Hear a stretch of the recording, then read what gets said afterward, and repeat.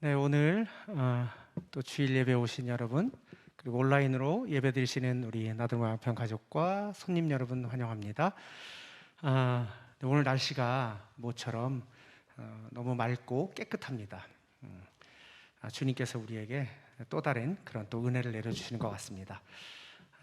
오늘 11시 예배 전에 저희가 늘 기도하는 그런 예배를 드리고 있는데요. 이 기도, 찬양과 기도 함께 올리시겠습니다. 주 나의 모습 보네 상한 나의 맘 보시네 주 나의 눈물 안에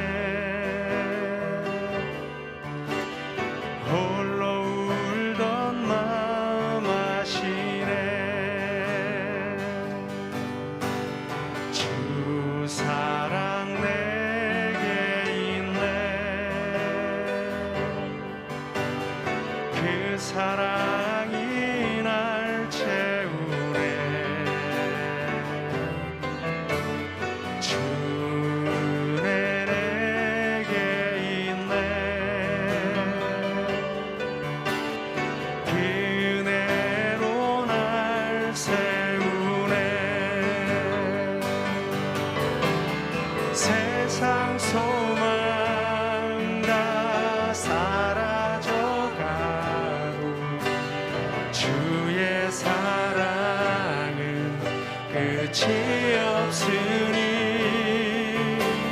살아가는 이 모든 순간이 주 은혜임을 나는 믿네 주 나의 모습 보네 주 나의 모습 보네 상한 나의 맘 보시네 주 나의 눈물 안에 홀로 울던 마음 아시네 주 사랑 내게 있네 주 사랑 내게 있네 그 사랑이 날 채우네 주 은혜 내게 있네 그 은혜로 날 세우네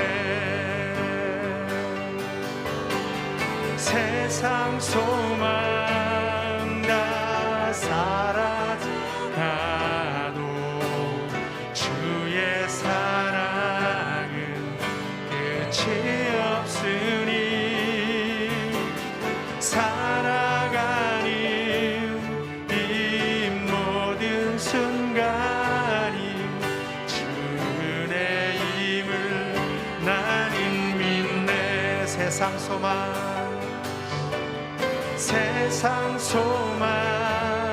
다 사라져가도 주의 사랑은 끝이 없으니 살아가는 이 모든 순간이 주 은혜임을 나는 믿네 네, 우리 기도하기 원합니다. 우리가 이렇게 찬양 드렸던 것처럼 모든 순간이 주님의 은혜임을 우리는 알았으면 좋겠습니다.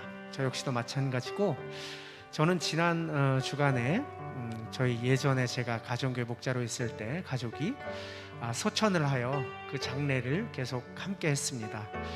그 장례를 치르면서 물론 슬프기도 하지만 또 다른 희망 정말 주님의 그 푸른 초장에서 뛰놀고 있다라는 그런 그림을 상상하며 나도 언젠가는 주님의 곁으로 갈 텐데 그런 생각을 해봤습니다. 한 주간 한 주간 하루하루 살면서 우리가 늘 주님의 은혜를 잊지 않고 감사하며 살았으면 좋겠습니다. 조금 힘들고 어렵더라도 우리가 늘 주님을 의지하며 살았으면 좋겠습니다. 우리 잠시 지난 한 주간 어떻게 사셨는지 잠깐 우리 주님께 침묵으로 잠깐 우리 주님을 기억하며 나의 삶을 잠깐 돌아보는 그런 시간 갖도록 하겠습니다.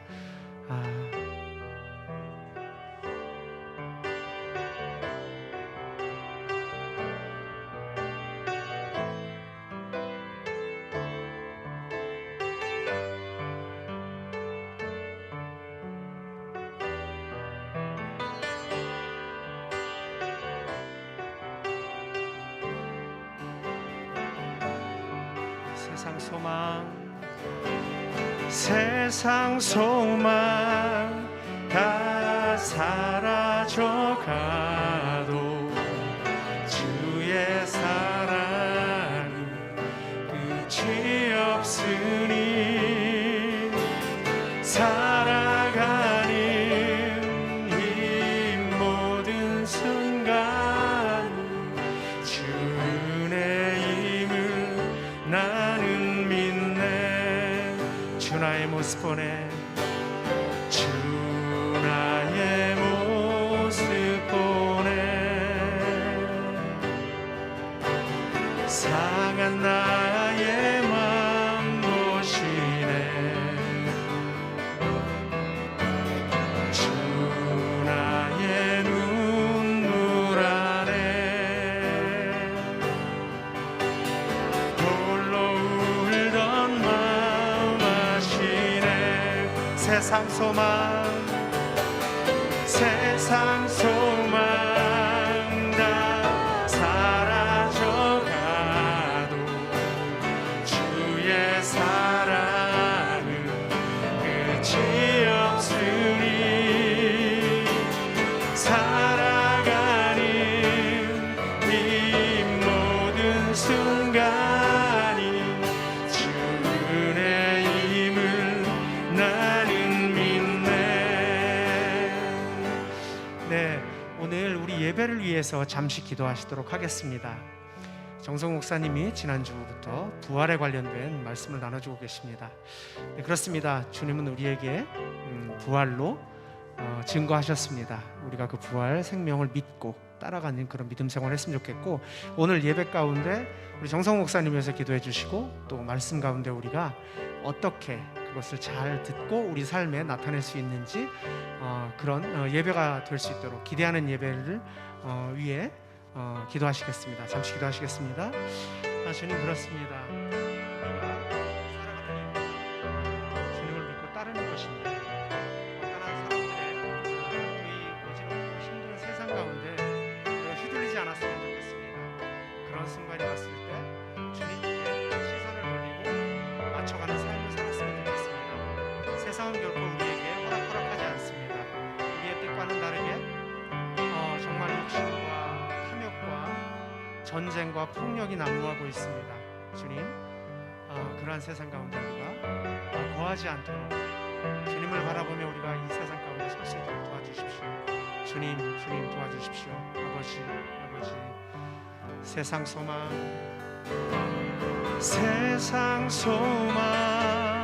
다 사라져가도 주의 사랑은 끝이 없으니 살아가는 이 모든 순간이 주 은혜임을 나는 믿네. 그렇습니다. 주님, 오늘도 이렇게 귀한 날 허락하셔서 저희가 예배를 드릴 수 있어서 감사를 드립니다. 우리가 찬양 드린 것처럼 이 세상은 우리들이 기댈 곳이 못 됩니다.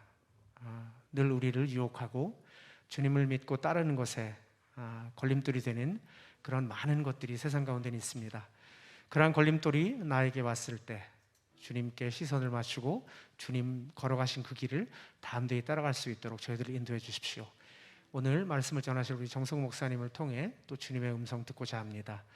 이 예배를 정말 주님께 올려드립니다. 모든 말씀 살아계신 우리 주 예수 그리스도의 이름으로 기도드렸습니다.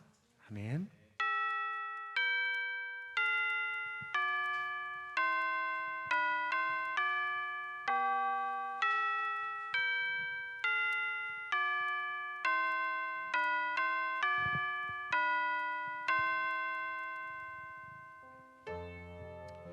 우리가 다시 시작할 수 있는 이유는 봄이 와서가 아니라 부활을 믿기 때문입니다.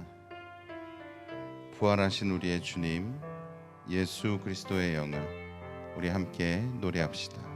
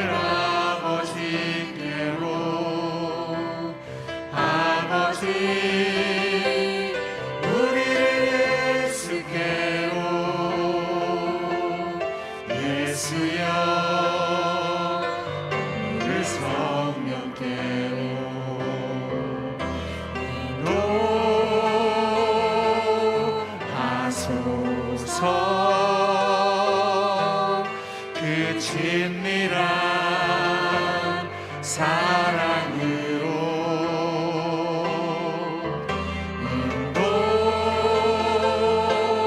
인도하소서. 그 영원한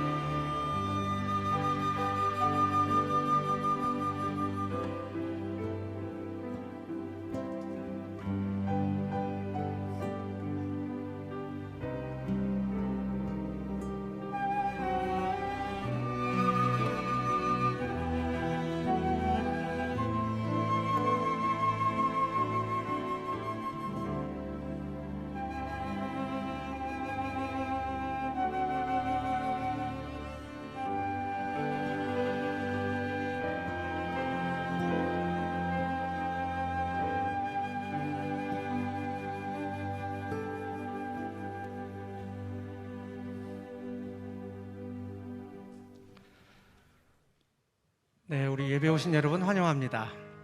오늘 이렇게 귀하고 화창한 날 허락하신 우리 주님을 찬양하시겠습니다.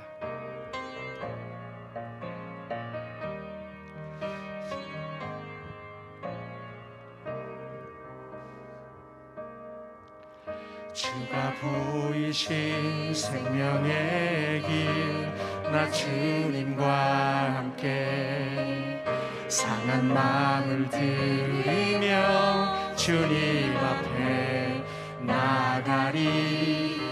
나의 의로움이 되신 주, 그 이름 예수. 나의 길이 되신 이름 예수.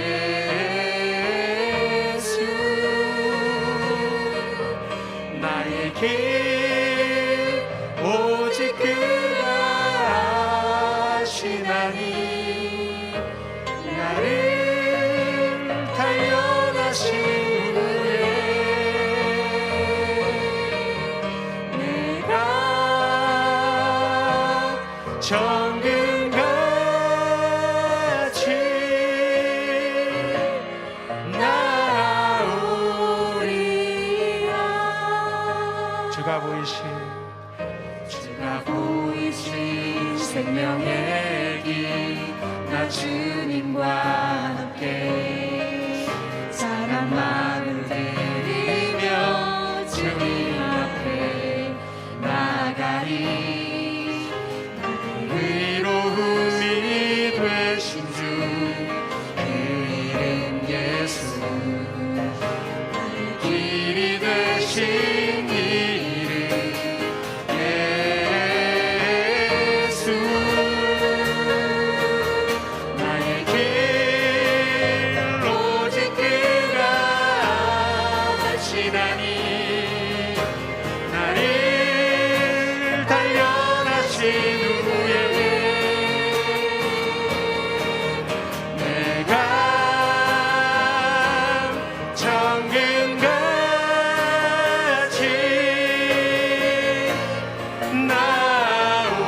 나오리라.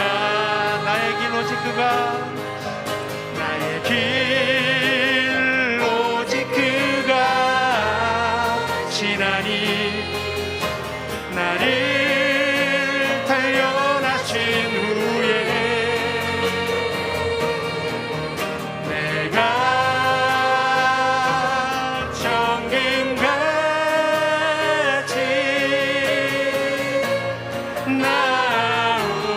나오리라. 나의 길 오직 그가, 나의 길 오직 그가 지나니. 나를 단련하신 후에 내가 정금같이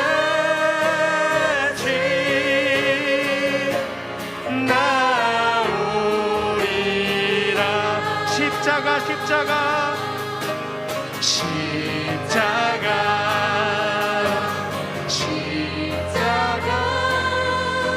그 그늘 아래 내 소망이 있네.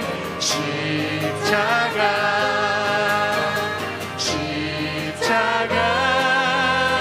그 그늘 아래 내 생명이 있네. 십자가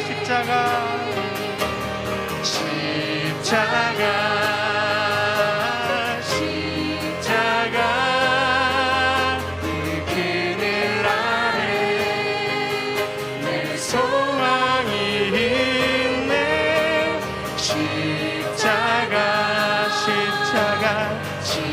십자가 그 그늘 아래 내 생명이 있네. 십자가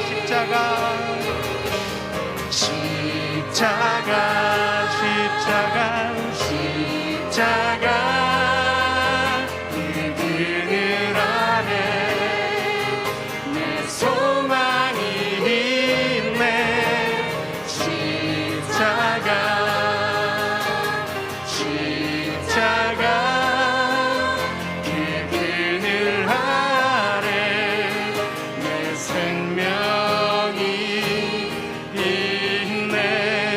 십자가 십자가 십자가 그 그늘 아래 내 소망이 있네. 십자가 십자가 그 그늘 아래 내 생명이 있네.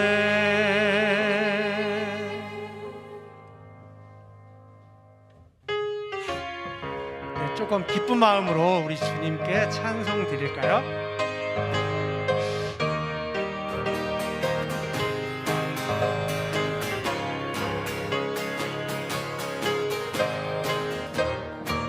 슬픈 마음 있는 사람, 슬픈 마음 있는 사람, 예수 이름 믿으며 영원토록 변함없는 기쁜 마음 얻으리. 예수의 이름은 세상의 소망이요. 예수의 천국의 기쁨일세. 거룩하신 주의 이름 너의 방패 삼아라. 환난 시험 당할 때에 주께 기도드려라. 예수의 이름은 세상의 소망이요. 예수의 이름은 천국의 기쁨일세.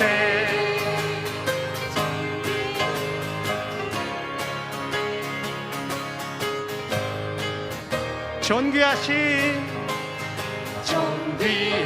주의 이름 우리 기쁨 되도다. 주의 품에 안길 때에 기뻐 찬송 부르리. 예수의 이름은 세상의 소망이요. 예수의 이름은 천국의 기쁨일세. 우리 갈 길 다 간 후에 보좌 앞에 나가 왕께 경배하며 멸류관을 드리리. 예수의 이름은 세상의 소망이요. 예수의 이름은 천국의 기쁨일세. 예수의 이름은 세상의 소망이요. 예수의 이름은 천국의 기쁨일세. 아멘.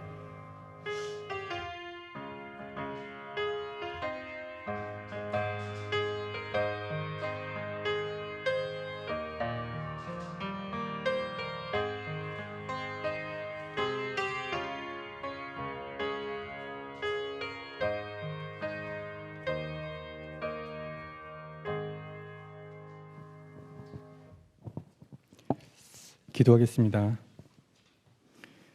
주님이 만든 사계절은 각각의 특색을 보여주지만 특히 봄은 주님께서 생명을 생각하며 만든 계절이라는 걸 느끼게 됩니다. 바라보는 산마다 울긋불긋한 아름다움에 감탄이 절로 나오고 가지마다 연두색 잎사귀로 물드는 우리의 봄과 오묘하게 겹쳐지는 주님의 부활을 더욱더 생각나게 합니다. 생명을 잃고 죽어가는 것에 대한 애통으로 시작된 주님의 부활이 우리의 삶 속으로 들어와 그 경이로움 안에서 살아가게 되기를 소원합니다.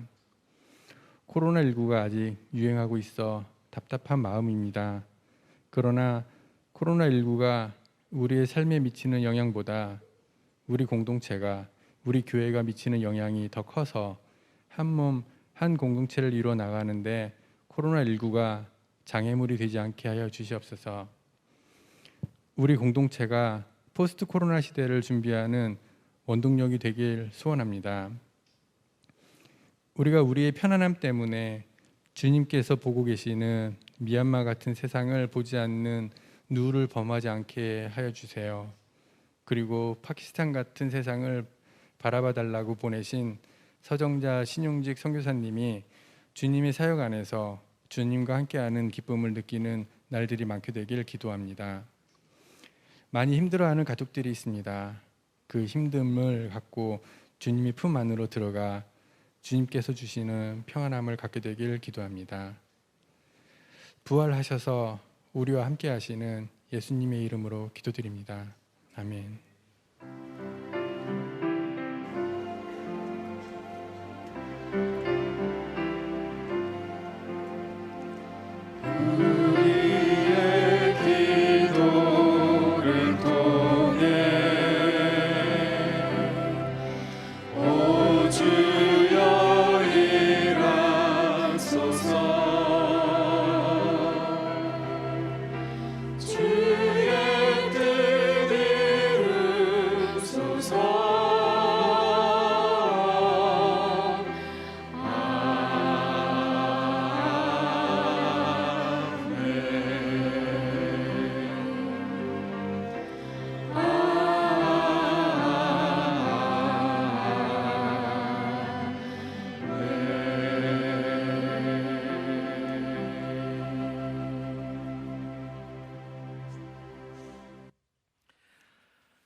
사랑하는 나들목 양평교회 우리 가족 여러분, 예수님 부활하셨습니다.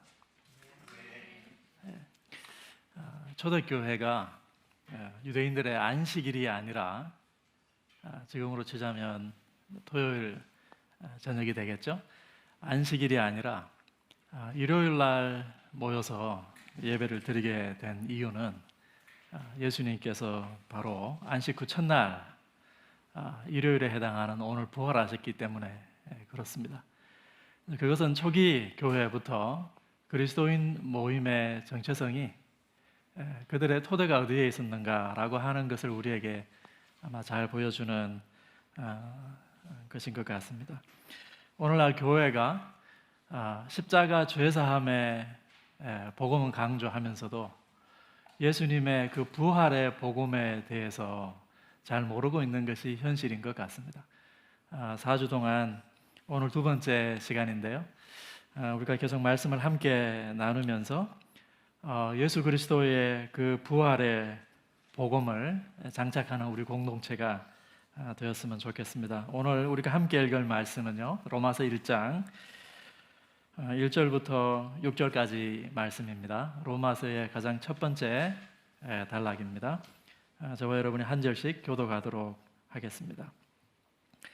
그리스도 예수의 종인 나 바울은 부르심을 받아 사도가 되었습니다. 나는 하나님의 복음을 전하기 위하여 따로 세우심을 받았습니다. 이 복음은 하나님께서 예언자들을 통하여 성경에 미리 약속하신 것으로 그의 아들을 두고 하신 말씀입니다. 이 아들은 육신으로는 다윗의 후손으로 태어나셨으며 성령으로는 죽은 사람들 가운데서 부활하심으로 나타내신 권능으로 하나님의 아들로 확정되신 분이십니다.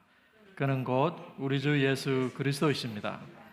우리는 그를 통하여 은혜를 입어 사도의 직분을 받았습니다. 그것은 우리가 그 이름을 전하여 모든 민족이 믿고 순종하게 하려는 것입니다. 다 같이 여러분도 그들 가운데 들어있어서 예수 그리스도의 것으로 부르심을 받은 사람이 되었습니다. 제가 한번 기도하도록 하겠습니다.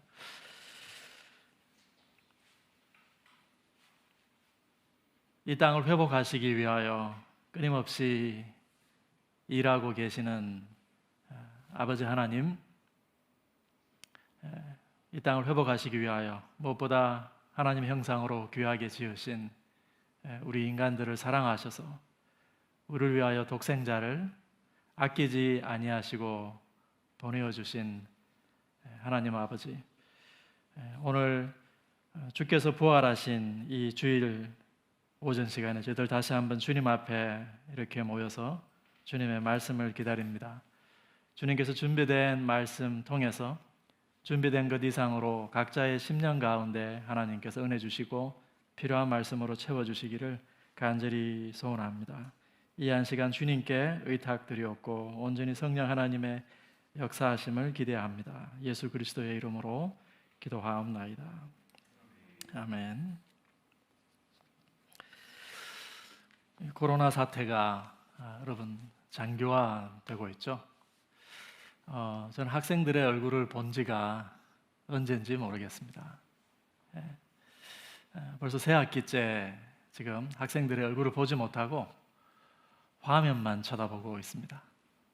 어떤 학생들은 제가 텔레비전에 나오는 연예인인 줄로 아는 학교에 와서 만났는데 텔레비전에 나오는 연예인을 보는 듯하다고. 학생들이 언제 학교로 돌아올 수 있을지, 다음 학기에는 돌아올 수 있을지 생각해보면 정말 우리가 불확실한 시대 속에 살고 있는 것 같습니다. 여러분, 우리 아이들의 미래를 생각하더라도 그렇지 않습니까? 우리는 지금 우리가 알지 못하는 세상으로, 우리가 한 번도 경험해보지 못한 세상으로 들어가고 있는 듯한 느낌을 지울 수가 없습니다. 여러분, 우리가 알지 못한 세상으로 들어가는 느낌이 왜 두려운가요? 우리가 통제하지 못하기 때문에 그렇지 않습니까? 인간이 알지 못하는 영역, 그래서 인간이 가장 두려워하는 영역, 인간이 정말 통제할 수 없는 영역이 있다면 그것이야말로 죽음이겠죠. 저와 여러분은 오늘 우리의 삶도 그러하고 우리의 죽음의 여정에서도 마찬가지입니다만, 우리의 이 삶과 이 죽음의 이 불확실한 세상 속에서 누구의 안내를 받을 것인가, 우리가 어떠한 사람의 안내를 받고 이 세상을 헤쳐나갈 것인가 라고 하는 절대정명의 질문 앞에 인류가 서 있는 것 같습니다. 오늘 저와 여러분은 로마서 1장 1절부터 6절까지 말씀을 읽었습니다. 이 로마서 서두에서 바울은 자신이 이해하고 있는 복음의 중요한 내용을 아주 간략하게 이 서두에서 우리에게 소개해 주고 있습니다. 그리고 이 다음 단락에 바울은 지금까지 한 번도 방문해 보지 못했던 로마 교회에게 이 편지를 쓰면서 내가 너에게 가서 뭔가 신령한 은사를 좀 나눠주고 싶다, 신령한 선물을 너에게 좀 주고 싶다, 바울이 이렇게 이야기하거든요. 바울이 편지에서 말하는 그 신령한 선물이라고 하는 것은 과연 뭘까? 많은 사람들은요, 그것이 바로 복음이다 이렇게 생각을 합니다. 지금 로마 교회는 유대인 그리스도인들과 이방인 그리스도인들이 서로 갈등을 일으키면서 그렇지 않아도 로마 제국 속에서 살고 있는 그리스도인들의 미래가 불투명한 가운데 그들의 공동체 또한 불확실한 공동체의 시간 속으로 들어가고 있는 이때에 내가 너희에게 다시 복음을 좀 소개하고 싶다라고 이야기하면서 이 편지를 기록하고 있는 것이죠. 이 불확실한 세상 속에서 우리가 어디에서 길을 찾아야 할 것인가? 오늘 바울에 의하면 우리가 다시 복음의 귀를 기울여야 한다 이렇게 이야기하고 있습니다. 그렇다면 그 복음이 무엇이냐라고 하는 것에 대해서, 그 복음에 대해서 우리가 어떻게 이해하고 있느냐라고 하는 질문이 무엇보다 중요한 질문이 될 것입니다. 사랑하는 성도 여러분, 복음이란 무엇일까요? 제가 여러분 강의 안에 그렇게 짧게 적어 놓았습니다. 여러분, 복음이 왜 기쁜 소식인가요? 복음은요, 하나님이 가지고 계시는 계획과, 그래서 그분이 그 계획을 따라서 이루고자 하시는 당신의 목적이 있으신데 그 목적이 마침내 성취되었다라고 하는 소식이 복음입니다.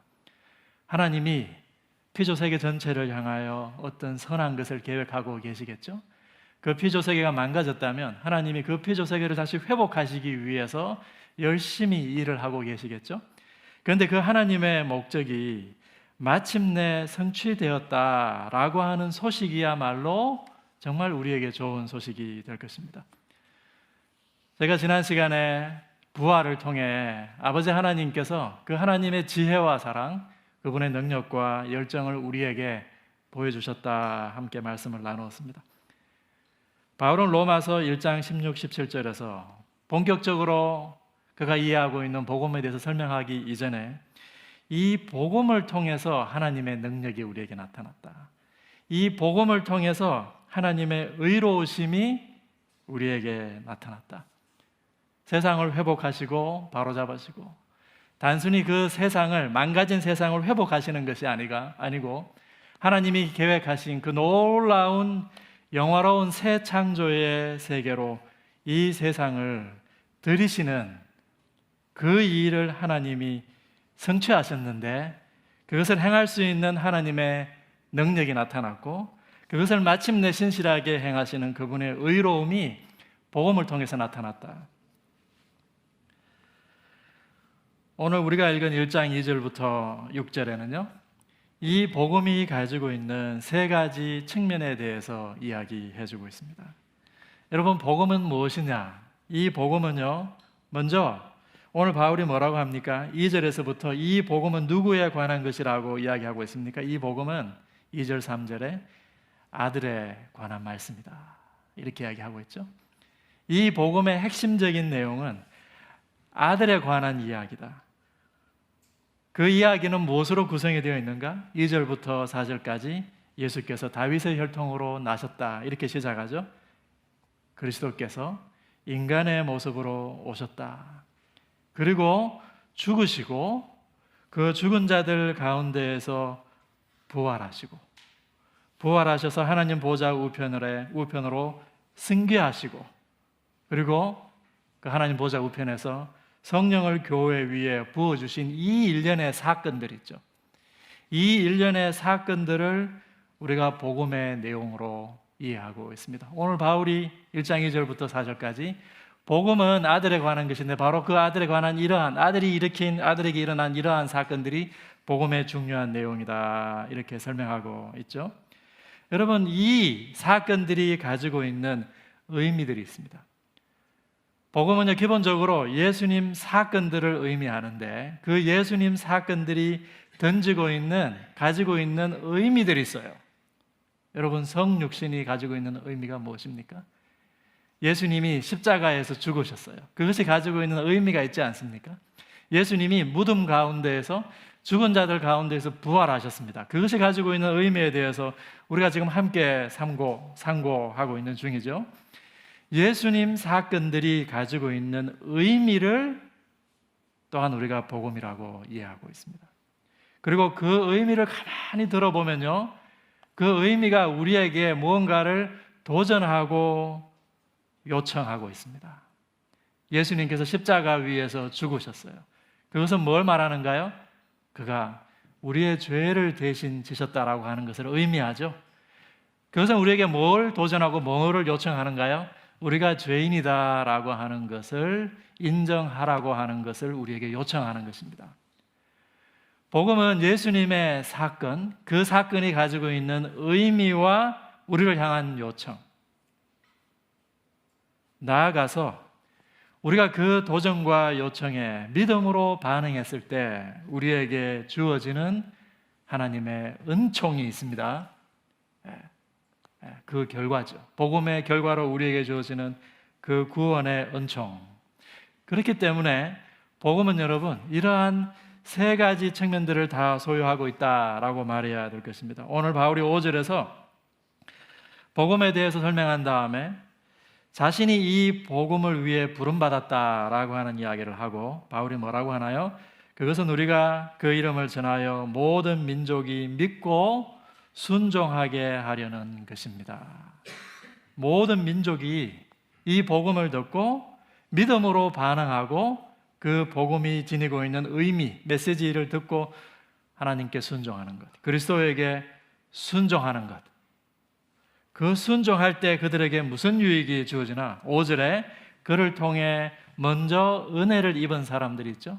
바울과 복음 전도자들이 먼저 그 은혜에 참여했습니다.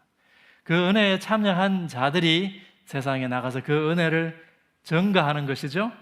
그리고 6절에 의하면 예수 그리스도의 것으로 우리가 부름을 받았다. 바울이 이렇게 이야기하죠. 세 번역에는 예수 그리스도의 부름을 받았다 이렇게 번역해 놓았고요. 개역개정에는 우리가 예수 그리스도의 것으로 부름을 받았다 이렇게 번역을 해 놓았습니다. 저는 예수 그리스도의 것으로 이렇게 번역할 때 조금 더 많은 것을 읽어낼 수 있다고 생각하는데요. 그것이 뭐냐면 우리가 예수 그리스도의 것으로, 예수 그리스도 안에서 그분의 소유가 되어서 그분이 우리에게 주시는 구원의 은총과 그 구원의 은혜를 지금 우리가 누리도록 부름받았다라고 하는 의미를 우리에게 던져주기 때문에 그렇습니다. 여러분, 이것이 복음이에요. 복음은 예수 그리스도를 통해서 하나님이 가지고 계시는 그 하나님의 목적이 성취가 되었다라고 하는 소식입니다. 그리고 그 복음은 기본적으로 하나의 명제도 아니고 하나의 사건도 아니고요, 예수님에 관한 이야기예요.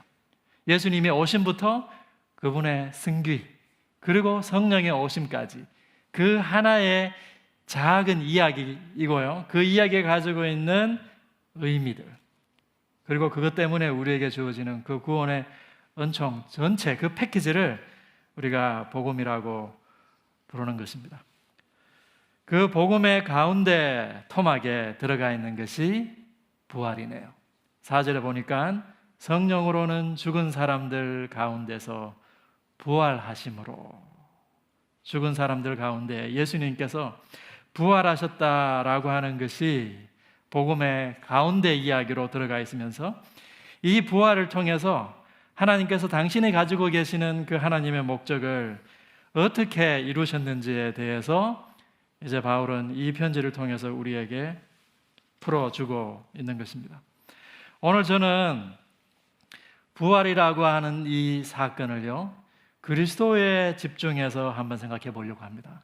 저는 지난주에 부활을 하나님에 집중해서 하나님 아버지께서 창조주로서 그분이 가지고 계시는 그 목적을 부활을 통해서 어떻게 이루셨는가라고 하는 점에 집중해서 여러분하고 말씀을 나누었습니다. 저는 오늘 그러면 이 부활이 그리스도에게 무엇인가, 그리고 그것이 그리스도에게 그것이었다면 오늘 그리스도를 통해서 우리에게는 무엇인가라고 하는 말씀을 여러분과 나눠보려고 합니다. 1장 4절에 바울이 이야기하기를 성령으로는 죽은 사람들 가운데에서 부활하심으로 나타내신 권능으로 하나님의 아들로 확정되셨다 이렇게 이야기하고 있죠. 부활하셔서 예수님께서 무엇으로 확정되셨다고 오늘 4절에서 이야기하고 있습니까? 하나님의 아들로 확정되셨다라고 이렇게 이야기하고 있죠. 여러분, 바울은 다메섹으로 오르는 길에 예수님 만나기 전에 그리스도가 십자가에 달려서 하나님의 저주를 받았다라고 생각을 했습니다. 갈라디아서 3장 13절에서 바울이 이렇게 이야기합니다. 그리스도께서 우리를 위하여 저주를 받으사 율법의 저주로부터 우리를 속량해 주셨습니다. 기록된 바 나무에 달린 자는 모두 저주를 받은 자이기 때문입니다. 예수님께서 나무에 달려서 하나님의 저주를 받았습니까, 여러분? 예수께서 나무에 달려서 하나님의 저주를 과연 받지 않으셨다면 저와 여러분을 향한 하나님의 저주가 그대로 남아있을 거예요.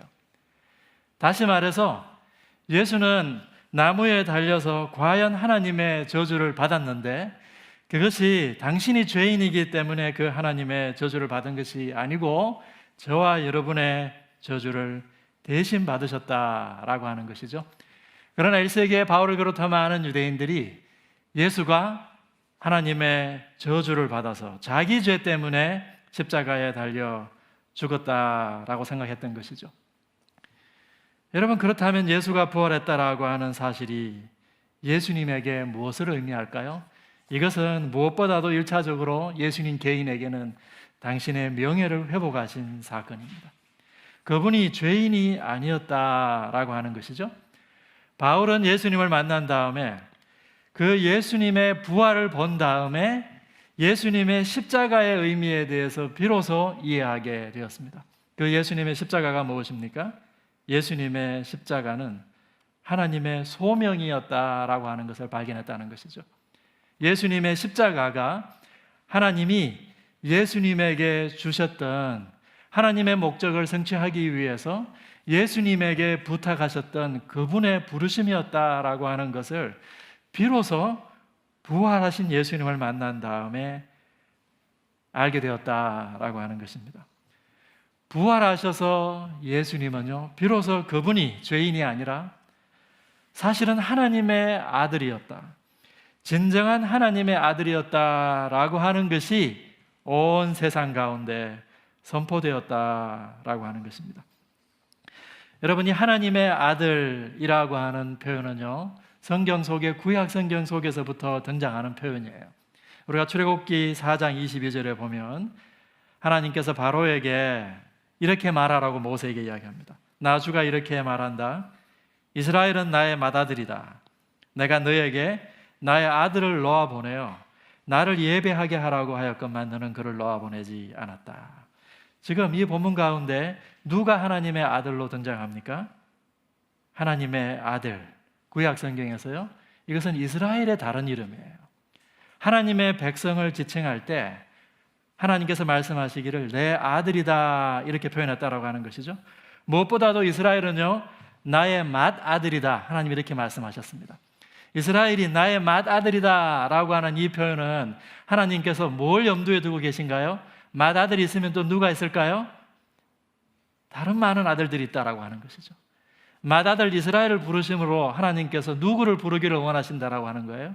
하나님의 다른 많은 아들들, 열방을 부르실 것을 이미 이스라엘을 부르실 때 하나님이 염두에 두고 계셨다라고 하는 거예요. 그런데 우리가 복음서 읽다 보면요, 진정한 하나님의 아들이 출현한 것을 볼 수가 있습니다. 마태복음 3장 17절, 그리고 하늘에서 소리가 나기를 이는 내가 사랑하는 아들이다. 내가 그를 기뻐한다. 내가 그를 좋아한다. 여러분 이 장면 기억하시죠? 예수님께서 요단강에서 세례 받으실 때 하늘로부터 아버지 하나님의 음성이 들렸죠? 이는 내 사랑하는 내 아들이다. 하나님이 기뻐하시는 진정한 그 하나님의 아들이 출현했다라고 하는 것을 신약 성경은 우리에게 증거해주고 있는 것이죠. 예수님은 그의 공생의 삶 동안 과연 그분이 하나님의 진정한 백성이다, 그분이 하나님께서 기뻐하시는 하나님의 아들이다라고 하는 것을 보여주셨습니다. 마태복음 4장에 보면요, 예수님께서 40일 동안 광야에서 금식하시면서 마귀에게 시험받는 장면이 나오죠. 시험하는 자가 와서 예수님께 말했습니다. 네가 하나님의 아들이거든 이 돌들에게 빵이 되라고 말해보라. 여러분 이스라엘 백성이 하나님의 아들로 부름받고 불림받았던 이스라엘 백성이 광야에서 빵 때문에 시험 들어서 하나님을 배반했습니다. 그들은 실패했습니다. 그런데 네가 진정한 이스라엘 하나님의 아들이거든 이 돌들에게 빵이 되어보라고 마귀는 예수님에게 그 예수의 하나님 아들됨을 시험하고 있는 것이죠. 여러분 오늘 로마서 1장 4절 우리가 읽은 이 말씀이 확정해 주는 것이 이것입니다.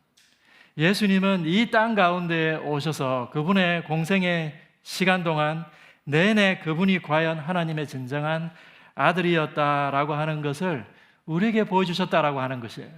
사람들이 그것을 인정하지 않고 많은 유대인들이 예수가 당신의 죄 때문에 십자가에 달려 죽었다라고 오해하였으나 그분이 부활하심으로 하나님께서 죽은 자들 가운데 죄인들 가운데 그를 다시 살리심으로 이가 진정한 하나님의 아들이었다라고 선포하신 사건이 부활이었다라고 하는 것입니다. 다시 말해서 이 부활은 예수님의 그 개인의 명예를 회복하신 사건, 예수님의 말로 진정한 하나님의 아들이었다라고 하는 것을 확인시켜준 사건이다라고 하는 겁니다. 그러나 여러분 한번 생각해 보십시오. 예수님에게 하나님의 아들이라고 하는 그 지위와 그 이름이, 그 지위가 여러분 부족해서 그 하나님의 아들됨이 가지고 오는 그 예수님의 그 특권이 예수님에게 처음부터 있지 않아서 예수님께서 그 지위를 다시 획득하셔야 됐을까요? 이 하나님의 아들의 지위를 인정받은 것은요, 예수님 개인의 명예를 회복한 사건만이 아니라 그분의 아들의 지위만을 확정한 사건만이 아니다라고 하는 것입니다. 로마서 8장 29절에 바울이 이렇게 이야기하죠. 하나님께서는 미리 아신 사람들을 택하셔서 자기 아들의 형상과 같은 모습이 되도록 미리 정하셨으니 이것은 그 아들이 많은 형제 가운데에서 맏아들이 되게 하시려는 것입니다. 여기 로마서 8장에서 다시 한번 맏아들이 나왔죠. 여러분, 맏아들이 있다라고 하는 것은 뭘 전제하고 있는 거예요? 다른 많은 아들들이 있다라고 하는 것을 전제하고 있는 거예요. 다른 많은 아들들을 부르시기 위해서 그들을 택하셔서 맏아들의 형상과 같은 모습이 되도록 하시기 위해서 하나님께서 맏아들을 부르셨다라고 하는 것입니다. 맏아들 예수와 함께 다른 많은 아들들을 부르시기 위해서, 다른 많은 아들들을 위해서 예수님에게 그 하나님의 아들이라고 하는 지위를 주셨다라고 하는 것이죠. 로마서 8장 29절에 바울이 맏아들 예수의 형상과 같은 모습이 되도록, 다른 많은 아들들이 결국 그 맏아들 예수와 같이 되도록, 여러분 이 구절 중요하죠. 그리고 그 맏아들 예수가 이런 그 무언가에 그들이 이르도록, 그 맏아들이 하나님 아버지로부터 받은 무슨 유업이 있다면, 어떤 권한이 있다면 아들로서 그 유업과 그 아들의 권한에 다른 아들들이 같이 그 상속에 참여하도록 그 예수를 맏아들로, 하나님의 아들로 부르셨다라고 하는 것입니다. 이것이 로마서 8장 14절 말씀입니다. 로마서 8장 14절 우리 같이 한번 읽어볼게요. 하나님의 영으로, 시작. 하나님의 영으로 인도함을 받는 사람은 누구나 다 하나님의 자녀입니다. 자녀이면 상속자이기도 합니다. 우리가 그리스도와 함께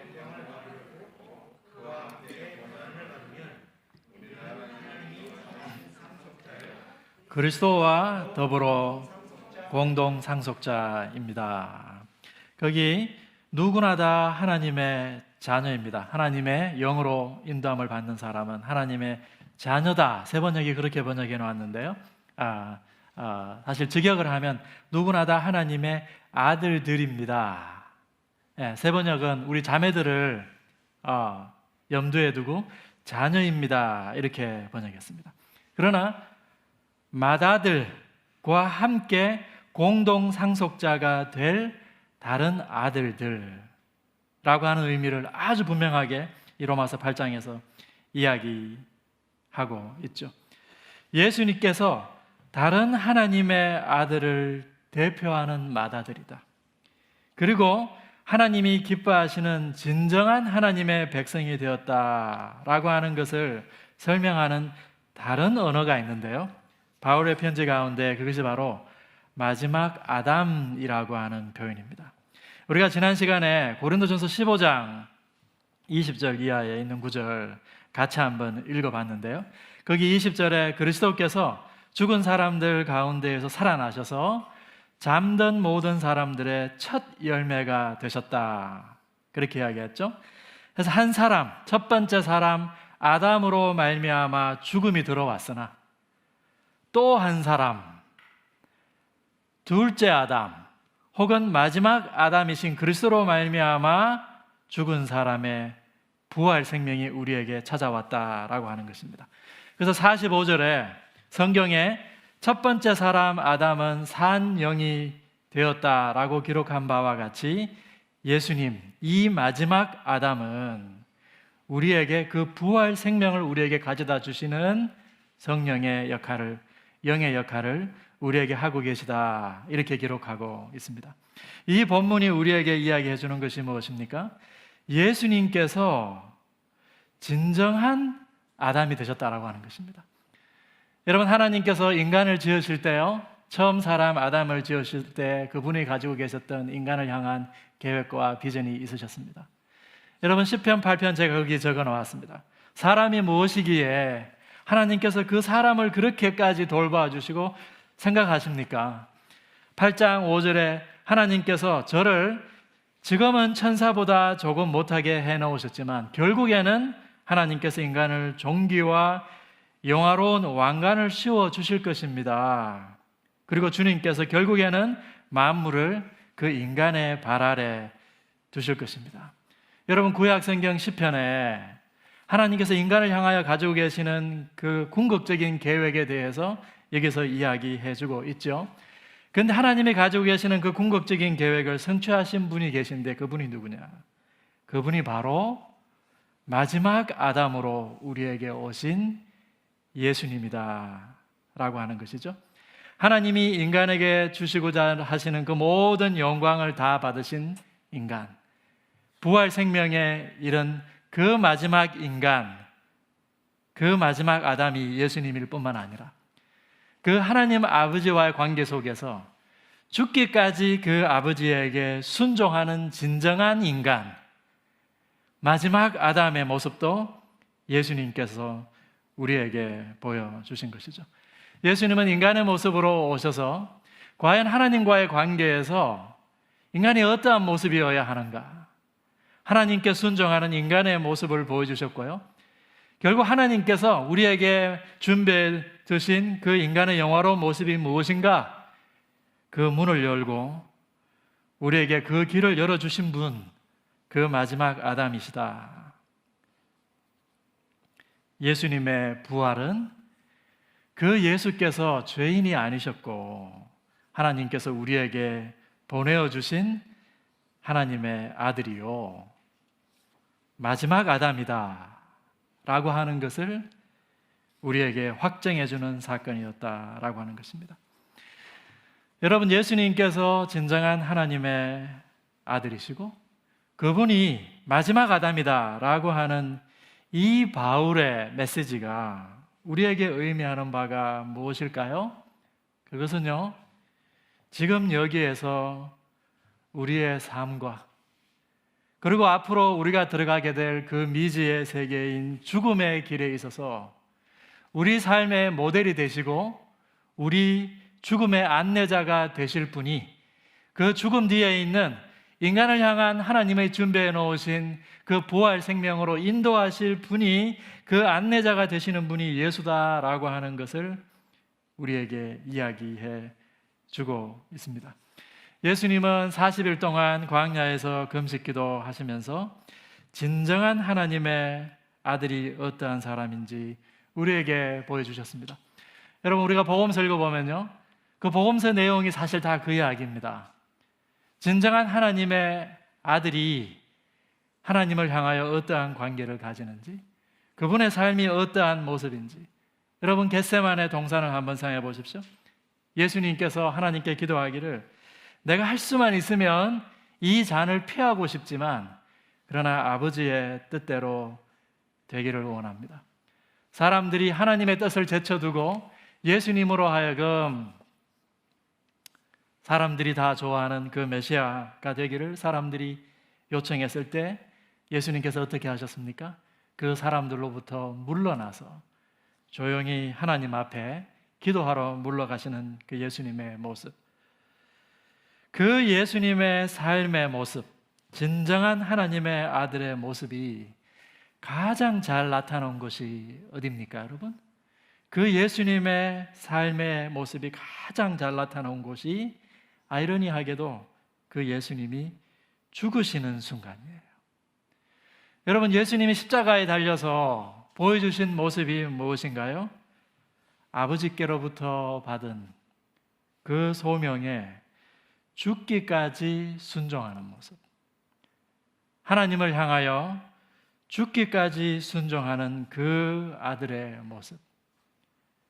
다른 아들들을 사랑하셔서 그 다른 아들들을 위하여 자기 몸을 내어주기까지 사랑하는 그 예수님의 모습.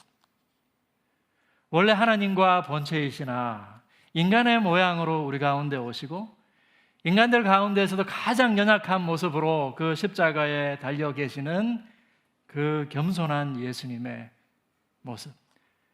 그 십자가 위에서의 고통과 그 수치를 인내하신 진정한 하나님 아들의 모습. 죽음의 문턱에 서서도 아버지의 계획을 그 신뢰하는 진정한 믿음을 가지고 있는 참 하나님의 아들의 모습. 그리고 이 죽음 뒤에 아버지께서 나를 다시 부활 생명으로 이끌어 들으실 것이다 라고 하는 그 아버지에 대한 신뢰와 부활에 대한 소망. 여러분, 이것이 우리가 이 땅 가운데에서 우리가 하나님의 아들로 어떻게 살아야 할지에 대한 모든 답이 들어가 있는 예수님의 모습 아닙니까, 여러분? 우리가 날마다 부딪히는 삶의 여러 가지 문제들 가운데에서 우리가 어떻게 살아가는 것이 과연 하나님의 자녀로 살아가는 것인가? 우리의 질문에 대해서 예수님이 보여주시는 대답 아닐까요? 그렇기 때문에 초대교회에서부터요, 그리스도인들은 그 예수님의 십자가를 묵상하는 것으로, 그 예수님의 십자가를 묵상하고 그 예수님이 십자가 위에서 보여주신 자기 부인의 삶을 사는 것을 그 신앙인의 중요한 표지로 삼았습니다. 예수를 닮아가고 따라가는 것이 우리 신앙의 평생의 목표다라고 하는 것이죠. 그래서 바울은 고린도전서 11장에서 내가 그리스도를 닮은 것처럼 너희도 나를 좀 닮았으면 좋겠다. 바울이 그리스도를 어떻게 닮아갔는데요? 갈라디아서 2장 20절에 보면요, 내가 그리스도와 함께 십자가에 못 박혔나니 그 십자가에 달리신 예수를 본받아 간다라고 하는 것이죠. 그렇기 때문에 내가 지금 이 땅 가운데 사는 것은 내가 사는 것이 아니요, 내 안에 그리스도께서 살아가는 것이다. 내가 지금 육체 가운데 살아가는 것은 나를 위하여 자기 몸을 버리신 모든 형제들을 위하여 자기를 내어주기까지 희생하신 그 그리스도의 그 신실함을 내가 이 땅 가운데서 다시 살아간다. 고린도후서 4장에서는요, 그래서 바울이 내가 날마다 예수의 죽음을 내 몸에 짊어지고 다닌다라고 하는 겁니다. 십자가에 달리신 그 예수의 자기 부인의 삶, 그 속에 우리가 이 땅 가운데 살아가야 될 그 삶의 대답이 그 가운데 들어가 있다라고 하는 것입니다. 베드로도 베드로전서 2장에서 예수께서 고난을 당하사, 우리보다 먼저 고난을 당하사 고난의 본을 보이시고 그 발자취를 따라오도록 우리에게 본을 보이셨다, 이렇게 이야기하고 있습니다. 요한은 요한계시록 14장에서 그 하나님의 나라에 들어가는 14만 4천 명의 특징을 묘사하면서 어린 양이 어디로 가든지 그 어린 양을 따라가는 자다. 그 어린 양이 누구입니까? 요한계시록 안에서 죽임당하신 어린 양, 그 십자가에 달려서 자기를 부인한 그 어린 양의 자기 부인을 날마다 실천하는 사람들이 바로 그리스도인이다. 예수는 지금 여기에서 우리 삶을 위한 진정한 모델이다 라고 하는 것이죠. 그것이 예수님의 부활을 통해서 확정된 바다라고 하는 것이죠. 그분이 죄인이 아니고 그분이 우리에게 보여주신 것이, 그분의 삶과 그분의 죽음이 하나님의 아들들이 어떻게 살아야 될지를 보여주는 삶의 모델이 된다라고 하는 것입니다. 그분이 우리의 삶의 안내자일 뿐만 아니라 예수님의 부활은요, 그분이 죽음 앞에 서 있는, 죽음 앞에서 두려워하는 모든 인간이 의지해야 될 유일한 안내자다라고 하는 것을 우리에게 보여주고 있습니다. 사랑하는 성도 여러분, 죽음이 왜 두렵습니까? 어떤 사람들이 이렇게 이야기하더라고요. 죽음이 두려운 이유는 그것이 인간이 도무지 알지 못하는 미지의 영역이기 때문에 그렇습니다. 우리가 알지 못하는 미지의 영역이기 때문에 우리가 통제할 수 없죠. 죽음이 왜 두렵습니까? 어떤 사람에게는요, 우리가 인생을 살아가면서 성취하고 싶은 것이 많은데 결국 우리는 그것을 그냥 미완성의 상태로 두고 떠날 수밖에 없죠. 그 미완성으로 남을 우리의 인생에 대한 허무함 때문에 죽음 앞에 서는 것을 두려워하는 사람들이 많습니다. 어떤 사람들은요, 사랑하는 이들과 이별하는 것 때문에, 그리고 남아있는 자들에 대한 염려 때문에 죽음을 두려워하죠. 그리고 제가 생각해 보니까 죽음 앞에 당하게 될 그 육체의 고통 때문에도 우리가 죽음을 두려워하죠. 여러분, 예수님께서 우리가 당하게 될 이 죽음의 안내자가 된다라고 하는 것이 무슨 의미일까요? 바울이 고린도전서 15장에서 맨 나중에 멸망받아야 될 인간이 가지고 있는 그 최대의 적이 죽음이다, 이렇게 이야기하고 있죠. 그 죽음 앞에서 우리가 누구에게 의지할 것인가 라고 하는 이 질문 앞에 우리가 서 있죠. 죽음은 통제하지 못하는 영역, 우리가 알지 못하는 영역입니다만 예수님께서 우리 앞서서 그 죽음의 영역 속으로 들어가셨습니다. 여러분, 예수님께서 이 일을 위하여, 이러한 죽음 앞에 두려워하는 인간을 돕기 위하여서 인간으로 오신 거예요. 예수님은 인간으로 오셔서 33년 동안 사시고 인간에 앞서서 죽음을 당하시고 그 죽음 뒤에 있는 그 부활의 삶 속으로 부활의 첫 열매가 되셔서 우리 앞서서 부활로 들어가셨죠. 우리에게 죽음은 미제의 영역이고 우리가 통제하지 못하는 영역입니다만 우리에게 예수님이 있는 것입니다. 예수님은 이미 부활로 들어가셨고 그 죽음을 통제하신 분이다라고 하는 것입니다. 우리가 성취하지 못한 삶에 대한 허무함이 우리 가운데 남을 수 있습니다만 우리가 부활한 다음에 우리가 상속하게 될 영원한 소망이 우리 앞에 있다라고 하는 것을 예수님께서 보여주셨습니다. 우리가 이 땅 가운데 우리가 보게 될 하나님 자녀로서 우리가 이 땅 가운데서 누리게 될 그 모든 하나님 나라의 영광과 환희와 비교할 수 없는 그 완전한 영광이 우리 앞에 기다리고 있다라고 하는 것입니다.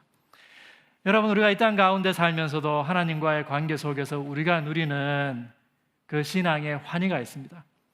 이것이 하나님 나라구나. 우리가 그것을 체험하는 순간이 우리 가운데 많지 않습니다. 여러분, 그렇지 않습니까? 우리가 일생에 몇 번 사실 그걸 경험합니다.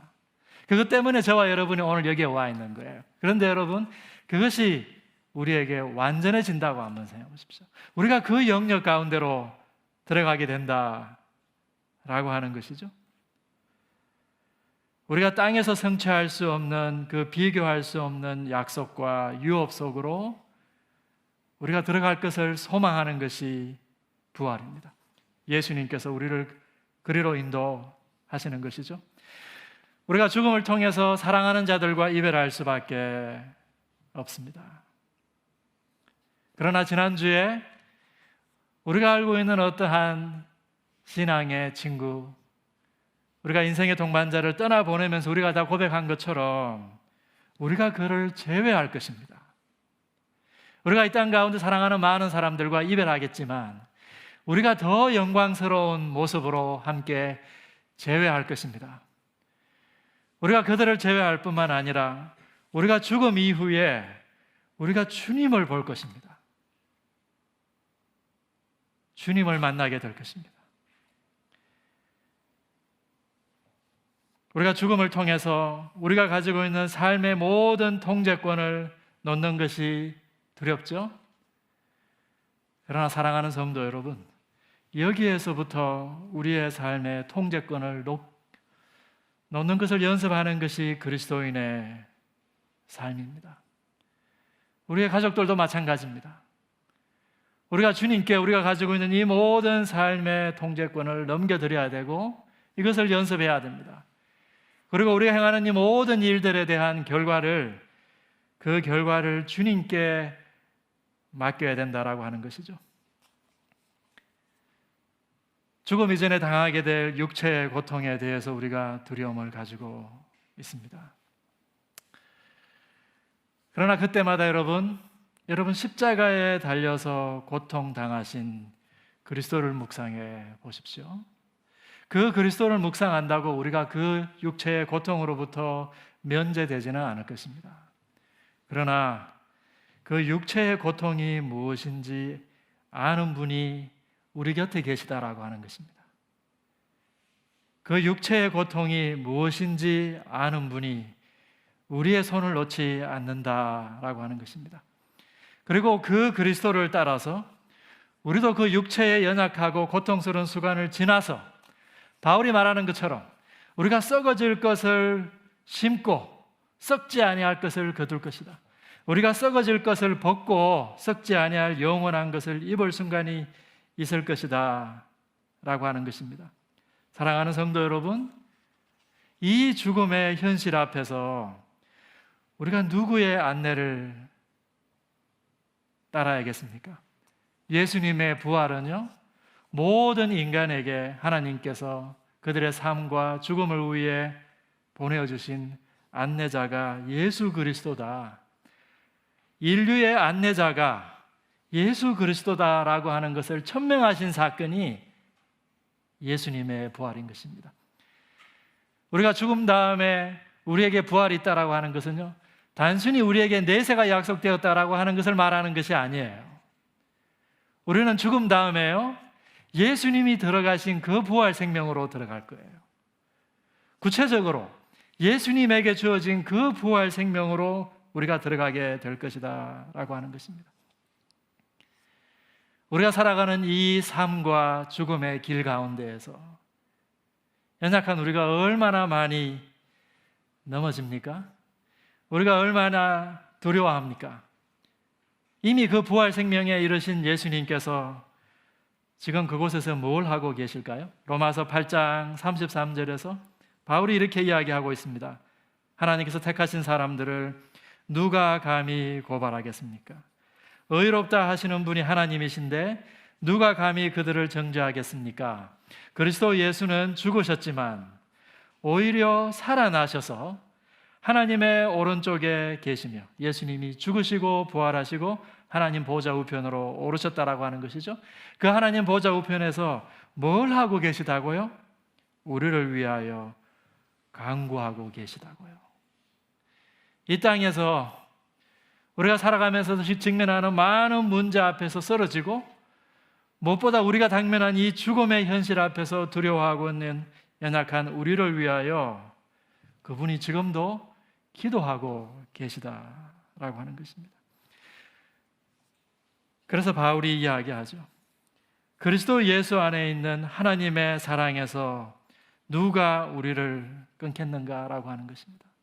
이 사망도 우리를 끊을 수 없다. 그분의 우리를 향한 사랑은 죽음보다 강해서 죽음도 그분의 사랑으로부터 우리를 끊을 수 없다라고 하는 것입니다.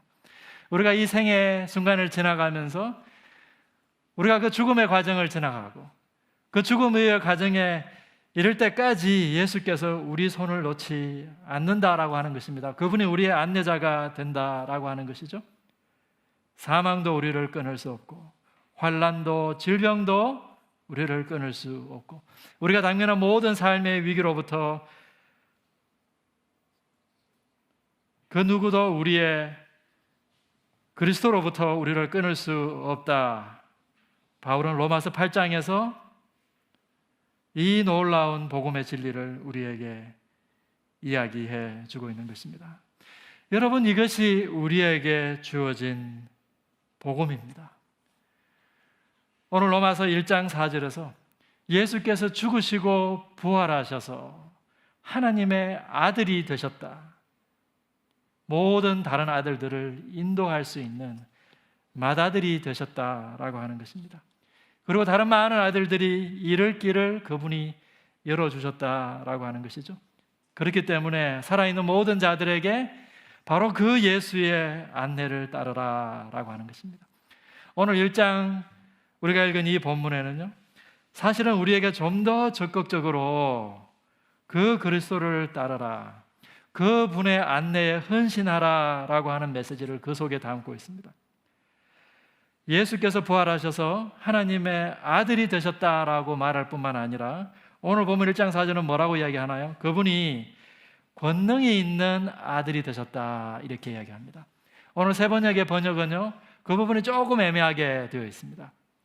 오늘 세 번역은 1장 4절에서 성령으로 죽은 사람들 가운데 부활하심으로 그 권능을 나타내셨다 이렇게 이야기했죠. 이 번역이 가능합니다만요, 죽은 사람들 가운데에서 능력이 있는 하나님의 아들로 확정되셨다 이렇게 번역할 수도 있습니다. 이분이 하나님의 아들로 확정이 되셨는데 어떤 하나님의 아들이라고요? 많은 권세와 능력과 힘을 가지신 하나님의 아들로 선포되었다라고 하는 것이죠. 그리고 그것을 다른 말로 그 다음 구절에서 이렇게 설명해 주고 있습니다. 그는 곧 우리 주 예수 그리스도다. 능력 있는 하나님의 아들로 선포되셨다. 다른 말로 그분이 주님으로 선포되셨다라고 하는 겁니다. 여러분, 고대 사회에서 한 사람의 삶을 안내할 뿐만 아니라 그 사람의 삶을 가장 많이 바꿔놓을 수 있는 일인이 있습니다. 그것이 누구냐? 큐리어스예요. 큐리어스. 오늘 우리 성경에 주로 번역된 큐리어스. 바울은요, 그의 로마서 그리고 빌립보서에서 되풀이해서 예수님께서 부활하심으로 주님으로 인정되셨다라고 우리에게 이야기해 줍니다. 로마서 10장 9절에 당신이 만일 예수가 주님이다라고 입으로 고백하고 하나님께서 그를 죽은 사람들 가운데 살리신 것을 마음으로 믿으면 구원을 얻을 것입니다. 하나님께서 그를 죽은 자 가운데에서 살리신 것, 그래서 예수께서 무엇이 되셨다고요? 그래서 주님이 되셨다라고 하는 것을 고백하면 이 말이죠. 14장 9절도 마찬가지입니다. 그리스도께서 죽으셨다가 살아나신 것은 죽은 사람에게도 산 사람에게도 다 주님이 되시려는 것입니다. 부활하셔서 죽은 사람과 산 사람, 보이는 세계와 보이지 않는 그 모든 세계에 주님이 되셨다. 그 모든 세계의 주인이시요 통치자가 되셨다라고 하는 것을 말하는 것이죠. 빌립보서 2장 저와 여러분이 잘 알고 있는 구절입니다. 너희 가운데 이 마음을 품어라 곧 그리스도 예수의 마음이니 이렇게 시작하는 이 말씀, 예수께서 7절 8절 자기를 낮추시고 사람이 되셔서 8절에서 죽기까지 아버지께 순종하셔서 십자가에서 죽으셨습니다. 9절에서 그러므로 하나님께서 그를 지극히 높이셔서 모든 이름 위에 뛰어난 이름을 주셨습니다. 그 이름이 무엇인가요? 주님이다라고 하는 것이죠. 그래야 하늘과 땅 위와 땅 아래에 있는 모든 것들이 예수의 이름 앞에 무릎을 꿇고 모두가 예수 그리스도가 주님이시다라고 고백하여 하나님 아버지께 영광을 돌리게 하셨습니다. 예수께서 부활하셔서 세상의 주인으로, 세상의 통치자로 선포되셨다라고 하는 것입니다. 여러분, 부활은 우리에게 무엇입니까? 우리에게 부활은 우리가 죽은 다음에 내세가 있겠지. 그러나 그것보다 우리가 죽은 다음에 예수님께서 들어가신 그 부활 생명으로 들어가겠지. 그걸 말해주는 것이죠. 그런데 그 부활이 예수님에 대해서 말하는 바가 무엇입니까?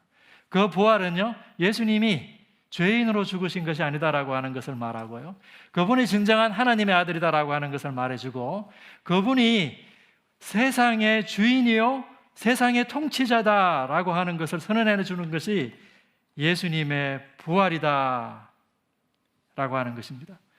여러분, 예수께서 세상의 주인으로 세상을 다스리는 통치자로 자격이 있는 이유가 무엇입니까? 그분이 처음부터 아들 하나님이시기 때문에 그분의 세상의 주인이겠지. 그분의 세상을 다스리는 통치자로 자격이 있겠지. 여러분, 오늘 본문은 그렇게만 이야기하지 않습니다. 오늘 본문이 뭐라고 이야기하나요? 그분이 세상을 회복하시고 세상을 바로잡아 가시고 그 세상을 새로운 창조로 인도해 가시는 그 하나님의 목적을 위해 자기를 내어놓으셨기 때문에 그래요. 예수께서 자기를 내어놓으심으로 하나님의 목적을 달성하셨기 때문이다라고 하는 것이죠.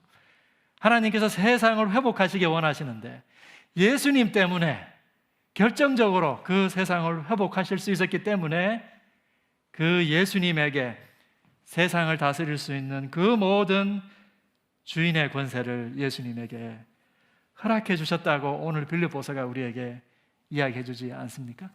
예수님은 당신의 피로 우리를 사셨다라고 바울은 이야기하고 있습니다.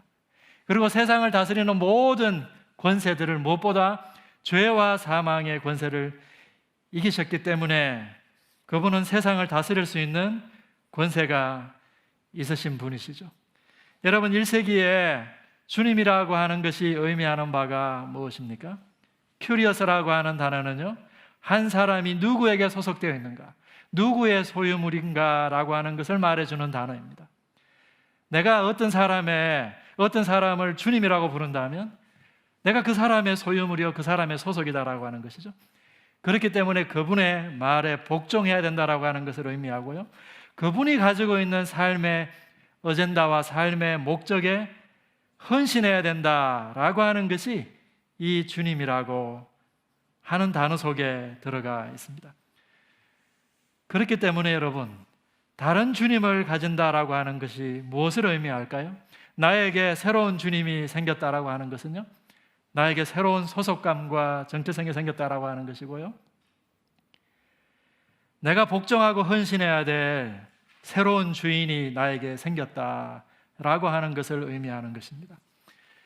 여러분, 1세기에 재미있는 것은요, 이 하나님의 아들과 주님이라고 하는 칭호를 사용한 사람이 있었다라고 하는 것입니다. 예수님은 부활하심으로 그분이 하나님의 아들이요 주님이다 라고 선포되셨죠? 근데 이미 1세기에 내가 신의 아들이요, 내가 바로 세상을 소유하고 지배하고 있는 큐리어스다 라고 하는 이稱호를 사용하고 있는 사람이 있었습니다. 그것이 누구일까요? 사도행전 17장 7절에 보면요, 데살로니가에 있는 유대인들이 바울을 반대하면서 로마 관원들에게 바울을 고소합니다. 뭐라고 고소하냐면요, 저가 가이사 이외에 다른 임금, 다른 주가 있다라고 전한다. 곧 예수가 주다 라고 전한다. 여러분, 부활하신 예수님께서 지금 온 세상의 주인이요 통치자라고 한다면 그분이 죽어서 그냥 저 세상만 가신 것이 아니고요, 예수께서 부활하셨다라고 하는 사실이 그래서 나에게 내세가 있다라고 하는 것을 말하는 것만이 아니라 그 부활하신 주가 지금의 세상까지도 다스리는 주다라고 한다면요, 이것이 가지고 있는 파급 효과가 이만저만이 아니다라고 하는 것이죠. 여러분, 저 세상만을 다스리는 주에 대해서 시전은 로마는 별로 신경 쓰지 않을 것입니다. 그러나 그 부활하신 예수가 이 세상의 주다라고 한다면 이 세상의 통치자들이 그 예수를 가만히 둘 수가 없겠죠. 그 예수를 따르는 자들을 가만히 둘 수가 없겠죠. 여러분, 1세기에 부활하신 예수가 주다라고 고백하는 그리스도인들이 그 사회로부터 소외되고 그 사회로부터 주변화된 이유가 무엇이겠습니까, 여러분? 부활하신 예수가 세상의 주요 통치자다라고 하는 이 선포가 지니는 파급 효과가 무엇입니까, 여러분? 부활의 복음이 저 세상만이 아니라 이 세상을 위한 복음이다 라고 하는 것을 이야기합니다. 교회사 속에서요, 사탄의 전략이 있었습니다. 사탄은 끊임없이 우리가 믿는 기독교 신앙을 물타기 해왔는데요, 그 대표적인 전략이 무엇인가 하니 기독교 복음, 특히 부활의 복음이 저 세상을 위한 것이다라고 하는 것입니다. 그 부활의 복음을 저 세상에 가두라라고 하는 것입니다. 십자가 죄 사함의 복음을 믿고, 그래서 내가 이 땅에서는 별 볼 일 없지만, 별 볼 일 없는 삶을 살지만 내가 죽어서 결국 내가 내세의 하나님 나라에 들어가게 될 것이다. 이 땅을 하나님이 통치하고 계시고 그 통치권을 그리스도에게 주셨다라고 하는, 그래서 내가 그 그리스도의 백성으로 이 땅 가운데 살아가야 된다라고 하는 것을 도피하고 외면하는 것이죠. 그래서 오늘날 교회 안에 들어와 있는 많은 그리스도인들이 어떤 사람들인가 하니요, 내 구원에 대해서만 관심하는 사람들이에요. 성경을 읽을 때 그래서 내가 구원받았는지 구원받았지 않았는지 끊임없이 이 질문에 경도되어 있는 사람들을 양산해내었다라고 하는 것이죠. 이것을 우리가 구원론적 이기주의라고 말할 수 있을 것입니다. 예수께서 세상의 통치자로 세상을 어떻게 회복시키고 싶으신지, 여러분, 예수님이 세상을 왜 다스리세요? 예수님이 세상을 다스리면서 가지고 계시는 어젠다가 무엇입니까? 그것은 바로 하나님이 가지고 계시는 목적이세요. 세상을 회복하시고 세상을 바로잡아 가시고 그 세상을 새 창조해 나가시는 것이 예수님이 세상을 다스리는 그 이유가 아니겠습니까? 그런데 오늘날 교회에 들어와 있는 사람들은요, 자기밖에 관심이 없어요. 어떻게 오늘 이 교회가 내가 가지고 있는 종교적인 욕구, 그것을 채워줄 수 있을지, 거기에만 관심이 있다라고 하는 것입니다. 이것을 우리가 종교적 소비주의라고 이야기합니다. 이 교회가 나이가 얻을 구원에 대해서 뭐라고 말하는가? 이 교회가, 이 설교가 어떻게 내 마음을 평안하게 해줄 것인가? 이 교회가 우리 아이들을 위하여 뭘 해줄 수 있는 것인가? 오늘날 교회 안에 종교적 소비자들만 소복히 앉아 있다라고 하는 것이죠. 예수님의 부활은 결정적으로 예수께서 세상의 주인으로 등극하셨다라고 하는 것을 우리에게 말해줍니다. 그래서 나들목 교회가 이야기하는 그 하나님 나라가 우리 가운데 임했다라고 하는 것을 우리 가운데 결정적으로 선포해 주는 것이죠. 부활하신 예수가 세상의 주인이라고 한다면 그 부활의 복음은요, 이 세상을 위한 복음일 것입니다. 이 세상을 위한 복음이 부활의 복음이다 라고 하는 것이 우리에게 이야기해주고 있는 또 다른 함의들이 있습니다.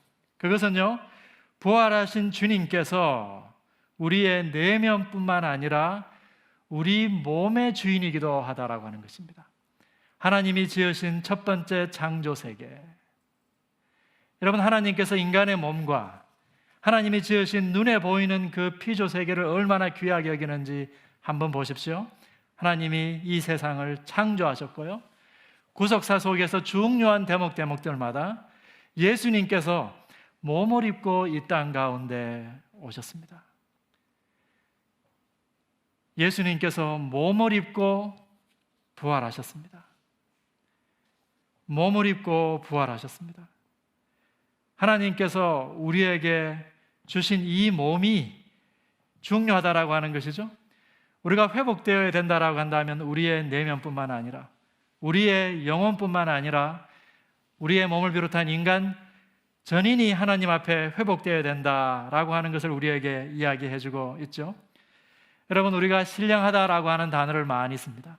많은 그리스도인들이 신령하고 영적인 그리스도인이 되기를 원합니다. 여러분, 신령하다라고 하는 말이 무슨 뜻입니까?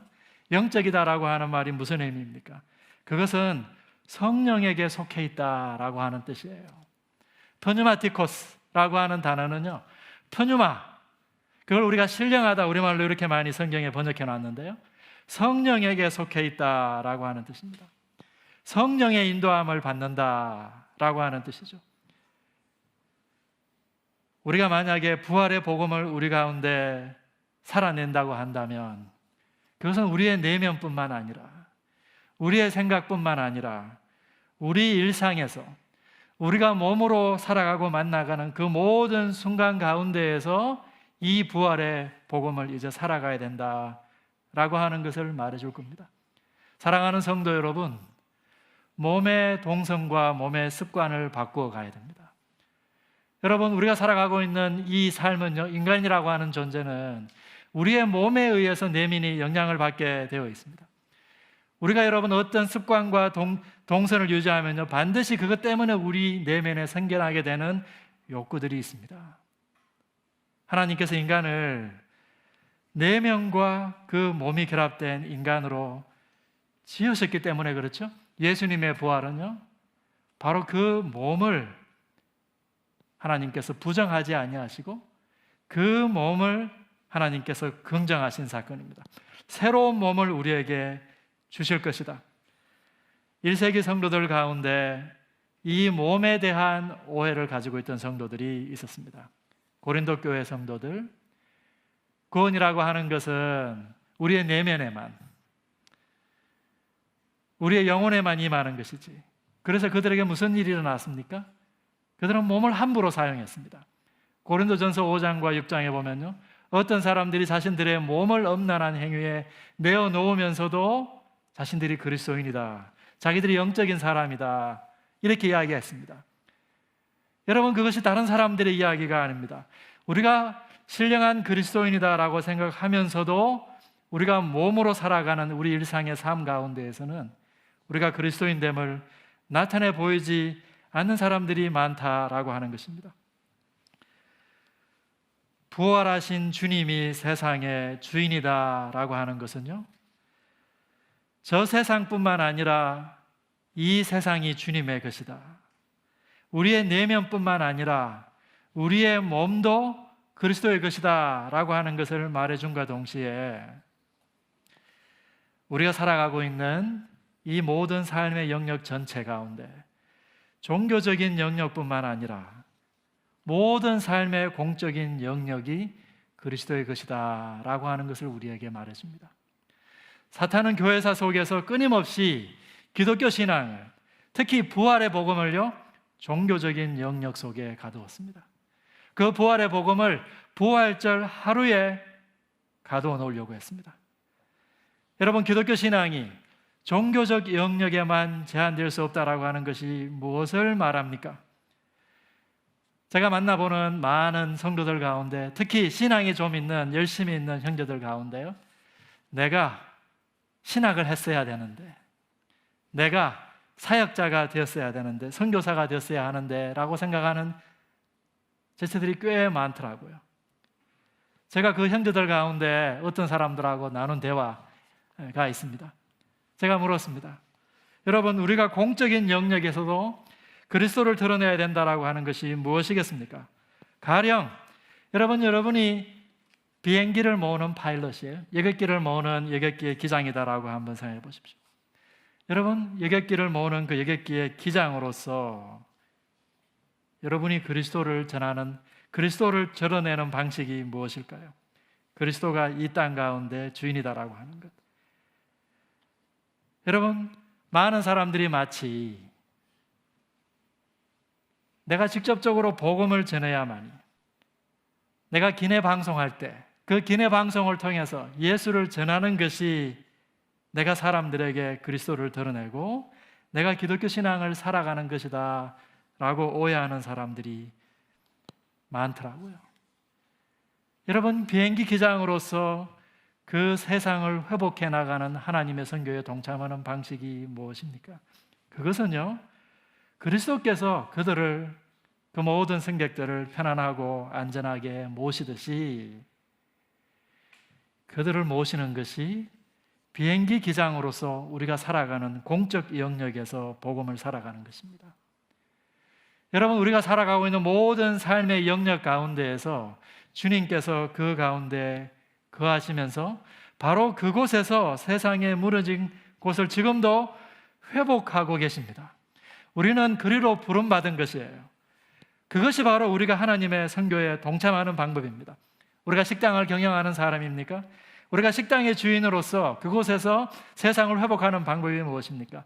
주님께서 그 손님들을 대하듯이, 주님께서 그 손님들에게 따뜻한 음식을 대접하듯이 그 손님들을 대하는 것이 그 식당이라고 하는 영역 속을 회복하는 우리의 방식일 것입니다. 세상을 회복해 나가는 하나님의 선교에 동참하는 것일 것입니다. 가정에서 가정주부로 아이들을 기르는 주부들은요, 주님께서 그 아이들을 기르듯이, 학원에서 아이들을 가르치는 선생님들은 주님께서 그 아이들을 가르치듯이 그 아이들에게 반드시 복음을 전해서가 아니라, 여러분, 세상 모든 영역이 주님의 것이고 주님의 통치 아래에 있으며 주님께서 회복해 나가는 영역이다 라고 하는 것을 우리가 고백하자라고 하는 것입니다. 그러면 우리가 언제 복음 전할까요? 사랑하는 성도 여러분, 우리가 복음 전할 기회는요, 반드시 오게 되어 있습니다. 우리가 보냄받은 곳에서 세상을 회복해 나가시는 그 하나님의 열정을 가지고 우리가 그 하나님의 선교에 동참하고 있으면요, 우리의 삶 자체가 복음에 대한 증거예요. 우리의 삶 자체가 그 하나님에 대한 증인이다라고 하는 것입니다. 우리에게 반드시 복음을 전할 기회가 올 것이다라고 신약 성경은 약속하고 있습니다. 베드로전서에서 베드로가 이야기하죠. 너희가 가지고 있는 그 삶의 이유에 대해서 질문하는 자들이 반드시 있을 것이다. 너희가 가지고 있는 그 소망의 이유에 대해서 반드시 질문하는 자들이, 그 질문하는 순간이 있을 것이다.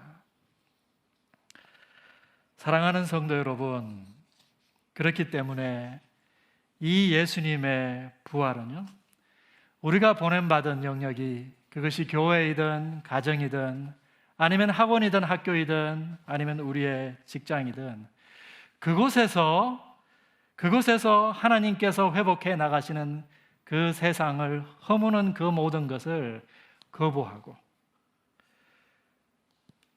그것을 장악하고 있는, 그것이 나의 것이다라고 주장하는 그 어떤 세력들을 거부하도록 우리에게 요구하고 있습니다. 그것이 무엇입니까? 여러분이 일하고 있는 그 직장에서 하나님이 그 직장을 회복하고 싶어 하시는데, 그 직장을 헐고 있는 것이 무엇입니까, 여러분? 하나님은 우리 가정을 회복하시고 하나님이 우리를 회복하시는 과정 가운데 오히려 그것을 허는 것이 무엇입니까? 실제로 그것을 다스리고 있는 그것의 주인이 무엇인가라고 하는 것이죠. 사랑하는 성도 여러분, 우리가 만약에 세상의 주인이 예수 그리스도이다, 이 모든 것이 그리스도에게 속해 있다라고 하는 것을 고백하고, 우리가 보냄받은 곳에서 세상을 회복하시는 그 하나님의 선교에 동참하기를 원한다면 우리가 새로운 삶의 문화를 살아가게 될 것입니다. 그 복음의 메시지에 합당한 새로운 삶의 방식을 만들어가게 될 것입니다. 복음을 알지 못하는 사람들이 상상하지도 못하는 새로운 삶의 방식을 우리가 마음껏 상상하고 우리의 삶 가운데에서 만들어가게 될 것입니다. 그것을 우리 가운데 보여주신 분이 누구인가요? 우리가 살아가야 될 그 삶의 안내자가 누구일까요? 우리에게 너무나도 당연한 예수님의 죽음, 우리에게 너무나도 당연한 예수님의 부활, 우리에게도 너무나 당연한 예수 그리스도의 성육신. 여러분, 이것이 당연한 것입니까? 모든 인간이 도저히 상상할 수 없는 일이 일어난 거예요. 세상을 회복하시기 위해서 하나님이 인간이 상상할 수 없는 그 하나님의 창의력을 발휘해서 그 일을 이룬 사건이 바로 우리에게 주어진 이 복음입니다. 하나님이 인간으로 우리에게 오신 것입니다. 아직도 많은 사람들이 이것을 상상도 하지 못합니다. 믿지 못할 만한 사건이다라고 하는 것이죠. 그런데 그 인간으로 오신 분이 십자가 위에서 악한 인간들을 위하여 자기의 목숨을 내어놓으셨습니다. 그리고 그분이 그 모든 인간들이 장차 얻게 될 그 부활 생명으로 먼저 들어가심으로 그 길을 열어 주셨습니다. 이것이 오늘 우리에게 주어진 복음입니다. 하나님께서 하나님의 창의력을 발휘하셔서 우리에게 보여주신 그 하나님의 삶의 방식이다라고 하는 것입니다. 사랑하는 성도 여러분, 우리는 이걸 어떻게 살아갈까요? 여러분은 여러분의 삶의 자리에서 이것을 어떻게 살아갈까요? 예수 그리스도가 우리 삶의 안내자입니다. 예수님께서 십자가 위에서 보여주신 그 자기 부인의 단추부터 우리가 함께 열어갔으면 좋겠습니다. 세상 회복을 위해 일하시는 그 주님의 어젠다에 우리가 함께 순종하고 참여하는 삶을 살았으면 좋겠습니다. 우리가 이 시간 한 1분 정도 함께 침묵하도록 하겠습니다.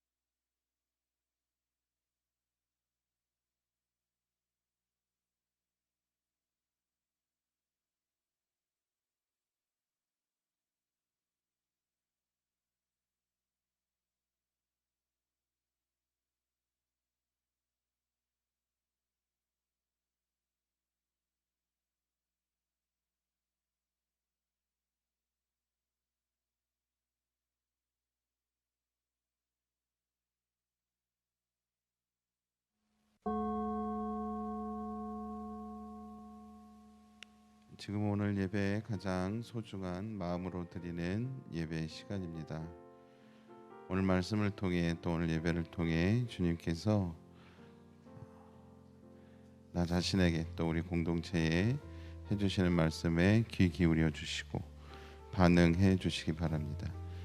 여러분들이 올려드리는 마음으로 드리는 예배가 나들마을 양평교회 공동체의 예배를 완성해 줍니다. 함께 동참해 주시기를 바라고요. 늦게라도 또 가정교회 시간에 나눠주시는 것도 방법입니다.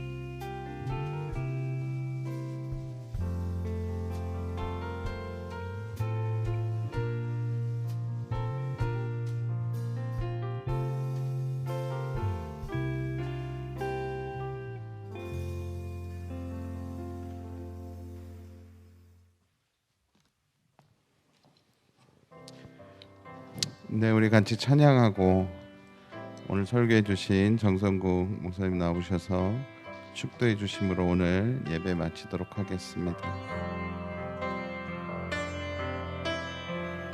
우리의 주인이신 부활하신 그리스도를 찬양합시다. 그리스도 그리스도 그리스도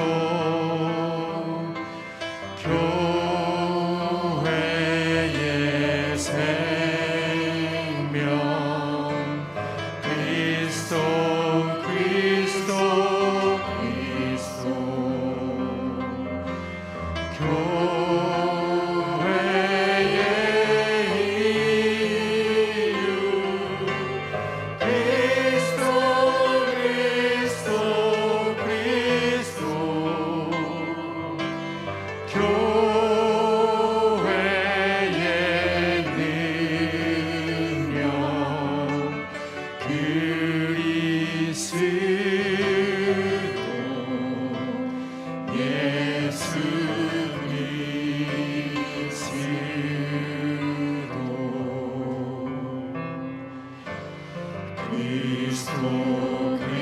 그리스도 그리스도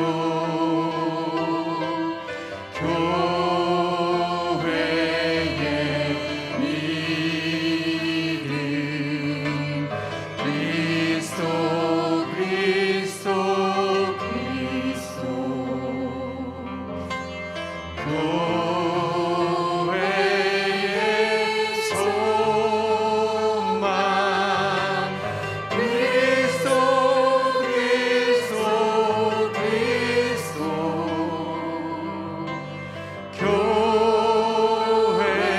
교회의 사랑 그리스도 예수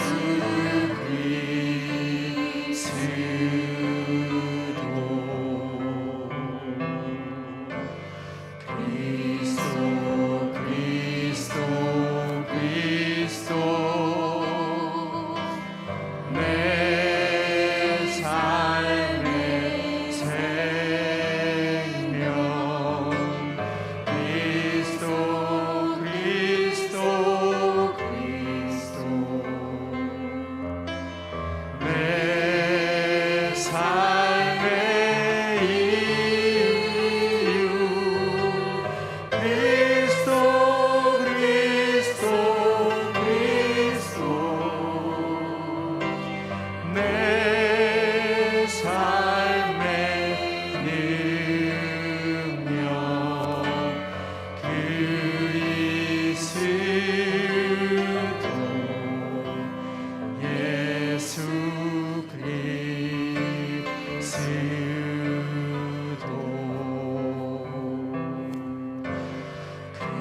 그리스도 그리스도 그리스도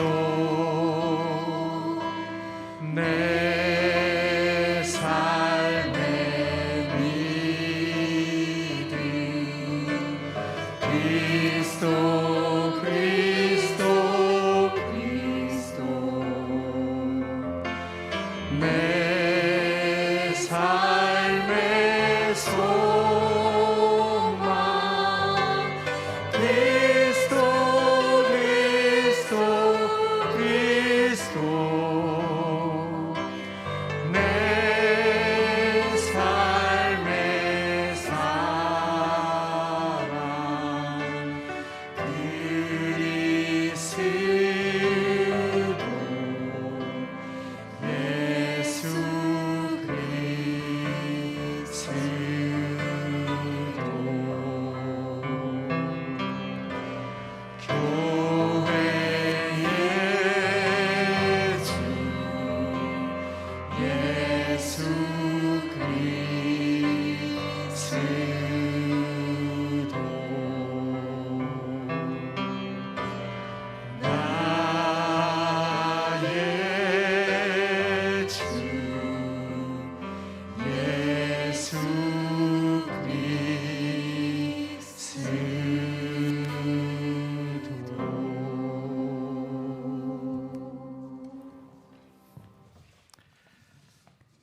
기도하겠습니다. 이제는 십자가 위에서 우리를 위해 고통과 수치를 당하신 우리 주 예수 그리스도의 은혜와 그 아들을 죄인들을 위하여 아낌없이 내어주신 하나님 아버지의 놀라우신 사랑과 지금도 우리 가운데 찾아오셔서 그 예수의 부활 생명을 우리에게 전해주시는 성령 하나님의 교통하심이 불확실한 세상 속에서 우리 삶과 죽음의 유일한 안내자요 구원자이신 예수님의 손을 굳게 잡고 그분을 따라가고 그분의 주인됨을 인정하기를 다짐하고 이 자리를 떠나는 우리 사랑하는 나들목 교회 성도들 머리머리 위에와 저들의 가정과 저들의 일터 위에 그리고 주께서 피 흘려 값주고 세우신 우리 나들목 양평 교회 위에 이제로부터 영원토록 함께 계시기를 축원하옵나이다. 아멘.